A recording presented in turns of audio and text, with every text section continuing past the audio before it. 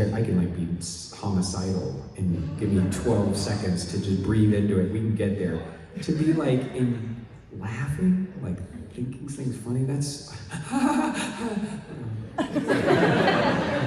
hard. Someone once told me extreme joy as an answer to that question, and it made me so sad, but I kind of get it. Extreme joy that's one of the most unattainable things we have in this life, right? Like depressed, anxious.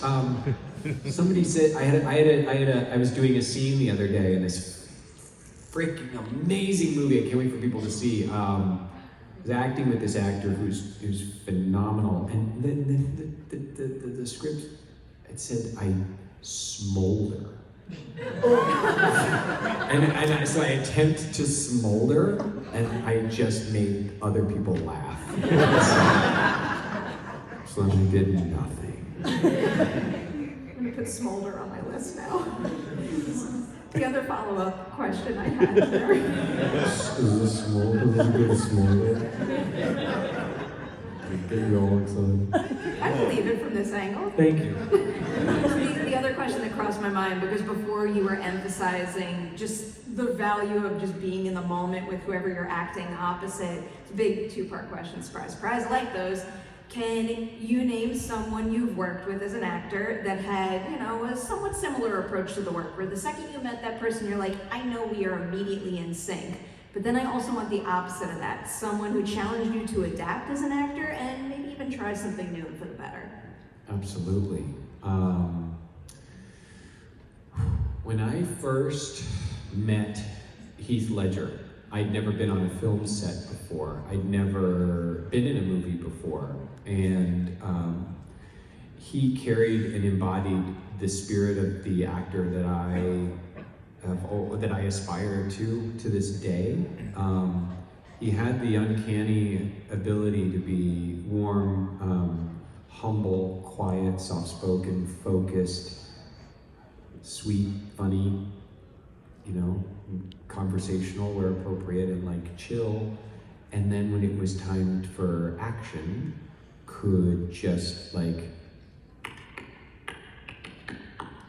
turn the knobs, get to the place, do the thing, and then cut, and could come back right back. I was fascinated by it, and it's what I dreamed, because at that point in my journey, I was doing all theater, and I was doing like, just come off a run of, I believe, The Glass Menagerie, where I was like living in it. All day I needed to be in Tom Wingfield. All day I'd smoke cigarettes and journal and be in character, like, because I thought that it was sad. It didn't work. It's what I thought I needed to get where I needed to go. And then I saw that and I go, that's mastery of the tools. That's like there's a great power in that, and a great freedom creatively. To still be at the mercy and the whims of the magic, but to not make it about you. I saw that and I was like, that's an actor, that it's about the character, it's about the performance, about the people around them, the ensemble.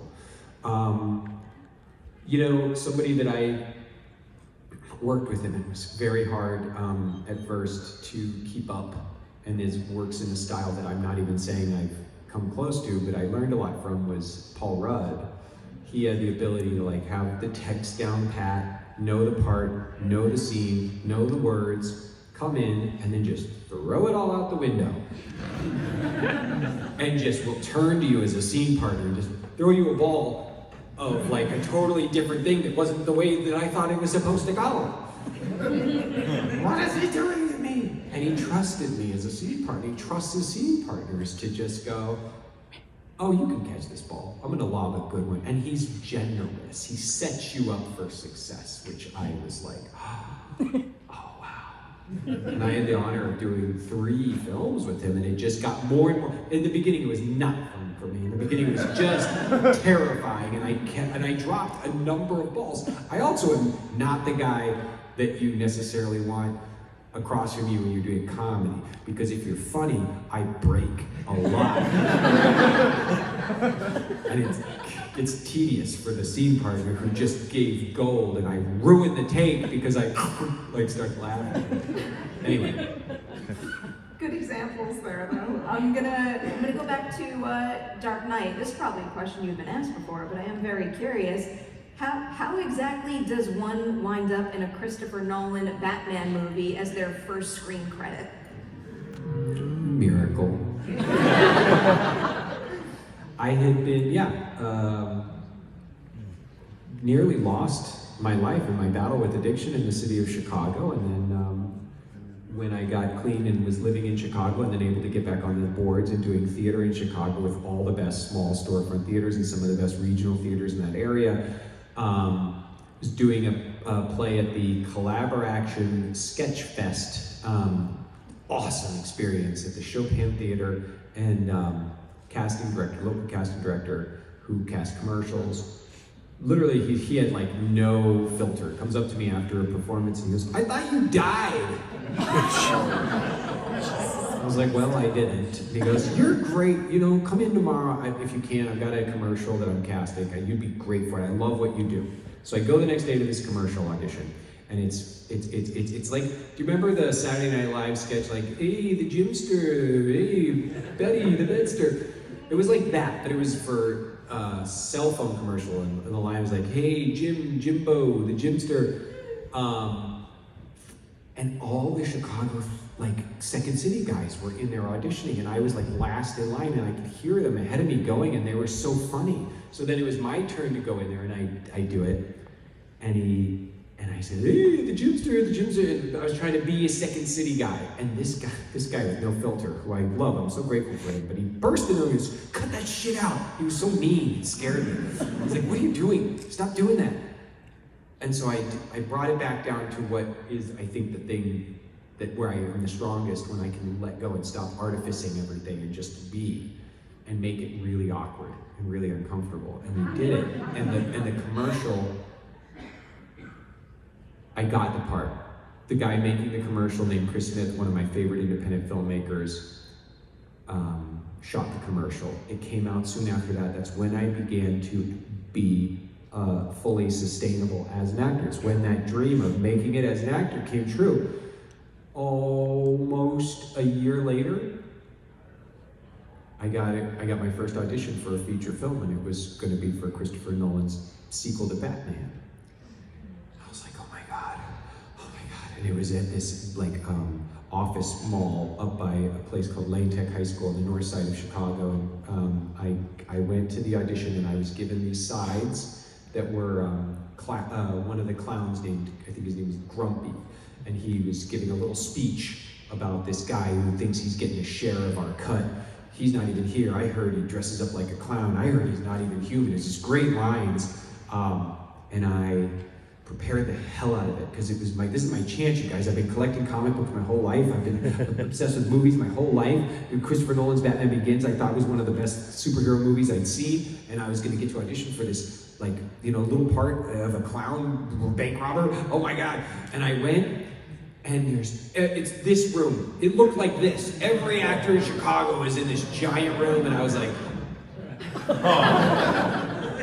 And the casting director's assistant happens to walk past me, and he stops and he goes, "Jimbo, Jimmy boy, you're in that commercial." And I go, "Yeah." And he goes, "I was just talking with John Papsdare, biggest casting director in Hollywood, the boss, who casts all of Christopher Nolan's movies." He goes, "He's over here. You want to meet him?" I was like, "Yeah." So I go over to meet John Papsdare. John Papsdare's like, "Oh yeah, that commercial, that's great. You're funny. You're good. And he goes, looks at my face, and he goes, "You got an interesting face." I was like, "Thank you." He goes, "Are you ready to go?" I go, "Yeah." So he takes me right back to this little room, and I do this scene, this bank robber clown scene.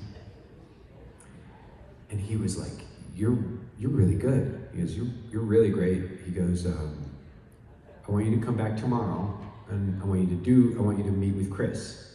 But you gotta do something for me. When you go home tonight, because I'm coming from the stage, you guys." He's like, "Take all this that you're doing, like your legs, your body, you're doing so much stuff. Take all of it and put it in your eyes. Does that make sense?" And I was like, "It's a great note. Take all this that you're doing with your body and your, this character that I've created, and just put it here. And I did. I went home that night and I thought about what that meant to me, and it made so much sense. It was for the first time I understood the dynamic between going from the stage, where everything must be magnified 100 times because I need to sell it to the person in the very back, to being on the camera, which is now magnifying everything by 100 times. So you're actually shrinking things down sometimes by almost 100 times, because it just can catch a glint in your eye that tells part of the story that you don't need to use all of your body for. And I had that audition the next day with Christopher Nolan in a small room, and he gave me some notes. I did it a second time. A week later, I had just started a production of Othello, and a week later I saw in the paper that they were shooting the bank robbery scene with the clowns. And I cried. I crumpled up the paper, and I rode the 40-minute train ride to Glencoe, where I was doing Othello, and I also learned a great lesson in that moment. I go, well, it's going to be like this the rest of my life, so I'm going to sit around and be depressed about it, or I'm going to pick it up and move on to the next thing. So I gave myself that train ride to be depressed, and then I said, let it go. And for the next 2 or 3 months, when I wasn't at the play, which became a hit show, and it ran for 4 months, on Mondays, which are my days off, I would find where they were filming, and I had a little disposable camera, like the little fanboy nerd that I am. I'd go to the Dark Knight sets, and I would take pictures and try and see if I could see anybody or meet anybody. And 4 months later, I got the call right after we closed Othello, and I was about to start collecting unemployment before the next gig, and they said, you're going to be in the Batman movie, and it's not the bank robber, it's a better role. You're not going to be wearing a mask, they're going to see your face. It changed my life. It's such an incredible story.